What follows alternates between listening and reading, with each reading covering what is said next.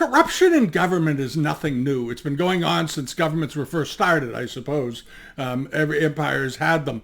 But there was a case in China during the end of the Qianlong reign that is by far, by the time I'm done, I think you'll probably agree, the most egregious criminal undertaking by a corrupt government official to steal money from a country and wealth.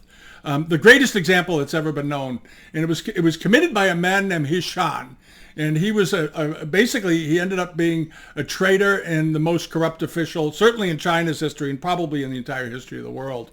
And he had a rather interesting beginning. He began his rise in the imperial court of the Emperor Qianlong around 1775. He was serving simply as a guard, an imperial bodyguard at the gate to the inner court of the Forbidden City. And Qianlong happened to notice him. He found him. He was seemed to be an extremely diligent young man. He was very handsome. He looked great in a uniform. And I guess in many ways, he was the emblematic of what the Qianlong emperor looked upon as the representation of a great soldier and a great loyal protector of the court. And for reasons unknown really only to the emperor himself, because he never really went into it, he began rapidly promoting this man through the palace hierarchy and eventually making him a member of the Grand Council. And this was an elite group of advisors to the Qianlong Emperor outside of the regular government supervision, and could at times speak on behalf and act on behalf of the emperor himself. They had enormous amounts of power. And over a couple of decades, Heshan became Qianlong's favorite and most trusted minister. And he gave him vast amounts of power. He was always increasing his authority because he trusted him so much. And his influence around the court was only second to the emperor himself. And even later, it became questionable if even the emperor could control him. And by 1780, he was promoted the president and head of the Board of Revenue, in effect putting him in charge of the imperial treasury, which turned out to be a very big mistake. In that same year, his son married Qianlong's favorite daughter, his I think it was his 10th daughter, and then in following along in around 1784, he also became the head of another of the 6 branches of government known as the Board of Civil Affairs. So at this point, he was the head of the Board of Civil Affairs. He was in charge of the Chinese treasury. His son was married to Emperor Qianlong's favorite daughter, somebody he absolutely adored. And this guy was just sucking in power on top of power and beginning to manipulate people. And one of the big things that he got with this job was that he was the head of all the civil service appointments. Civil service appointments in China were extremely important.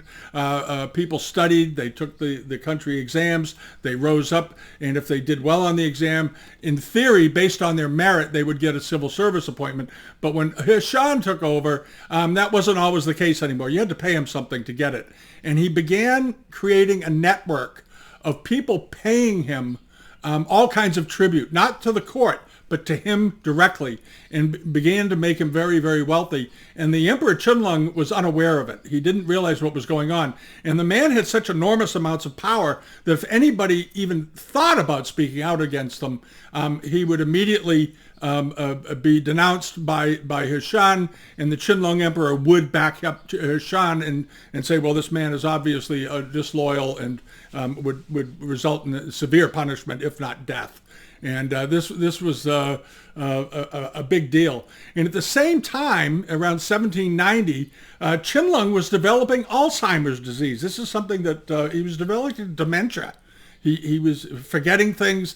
There were quotes from ambassadors. There was a famous story about a Korean ambassador that went and stayed at the palace and had dinner with him. And the next day he commented that the emperor didn't remember any of the discussion from the night before. And it became very obvious that he had diminished faculties fairly early on, long before he left the throne.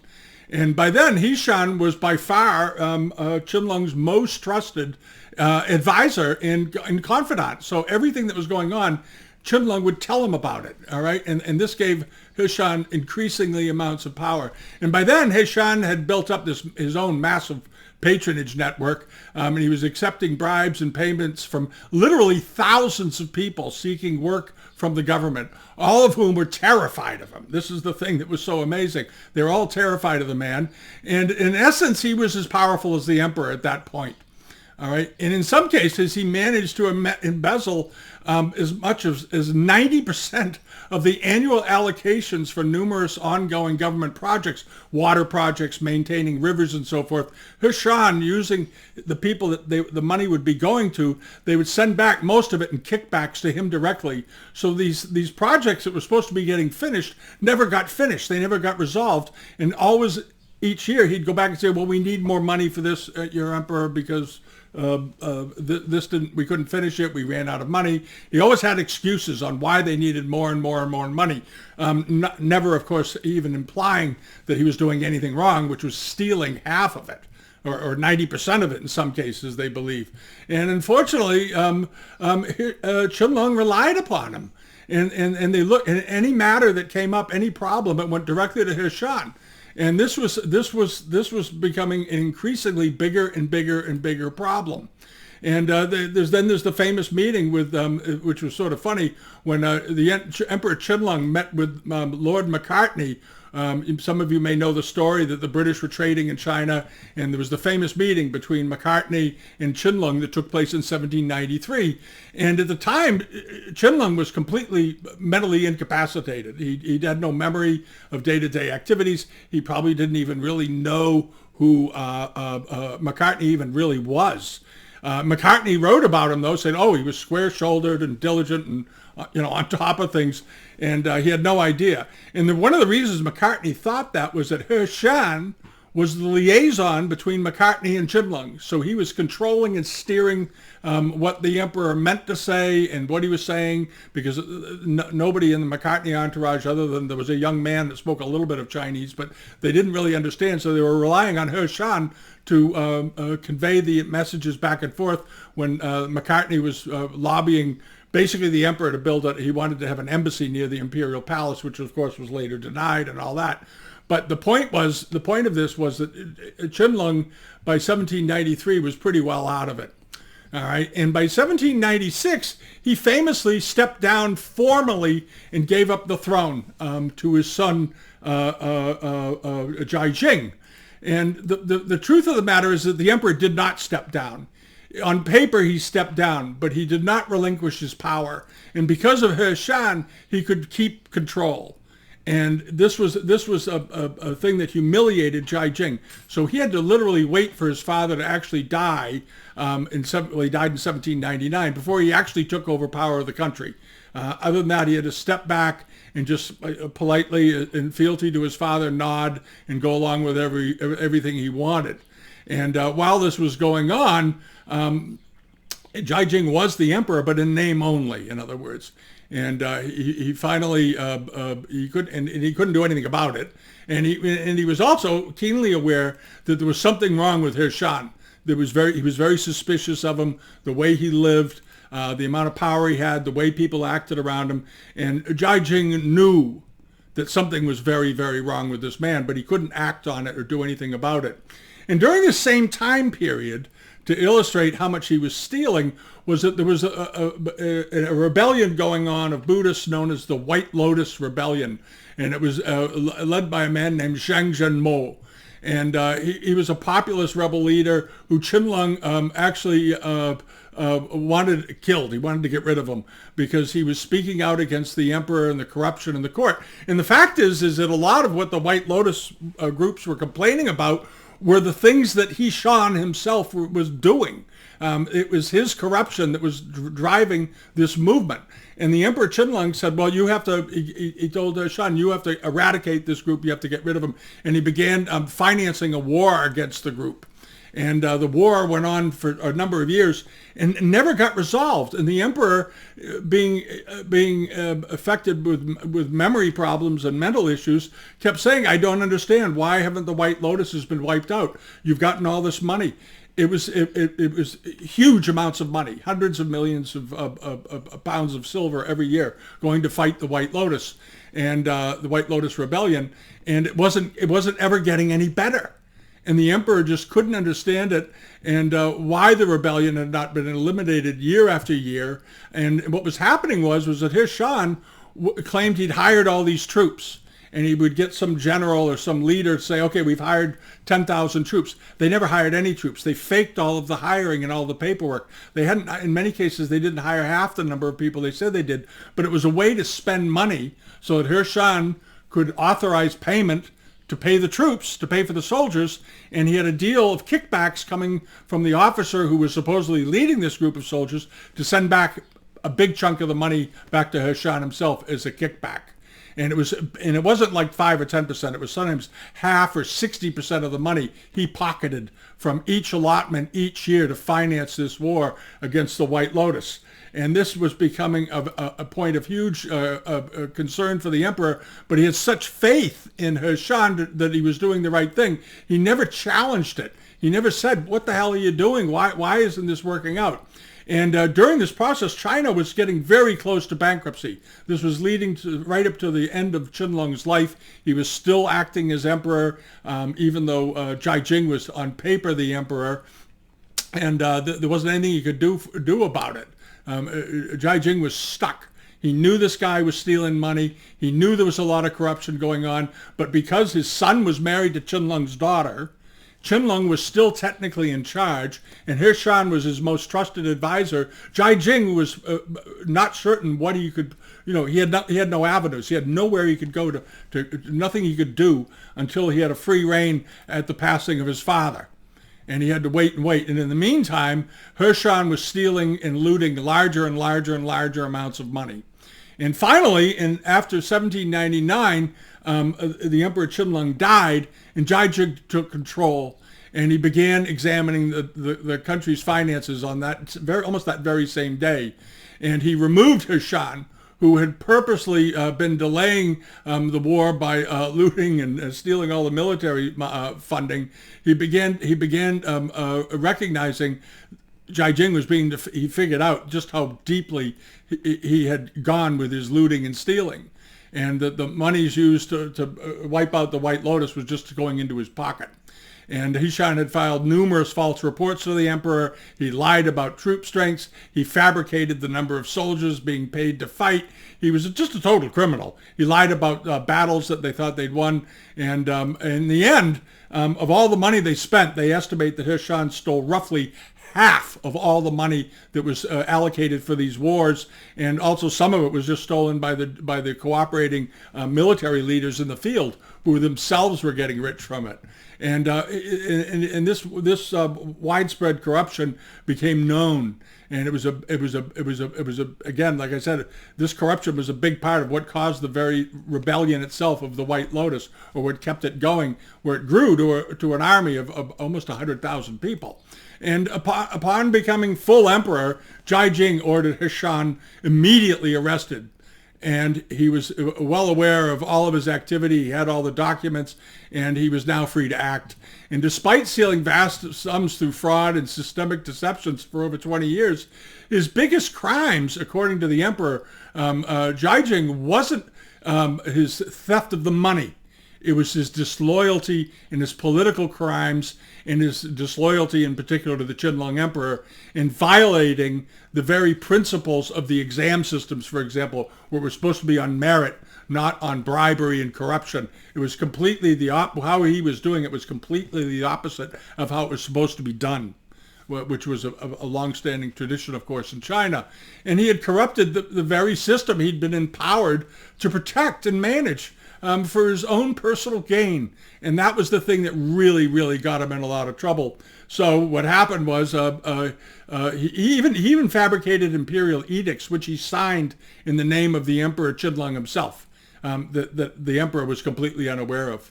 So Jing found him guilty, obviously, and he was sentenced. Heshan was sentenced to the death by 1,000 cuts, which was the most humiliating way a person could die. It's how they killed peasants. It was a horrible, horrible, horrible death.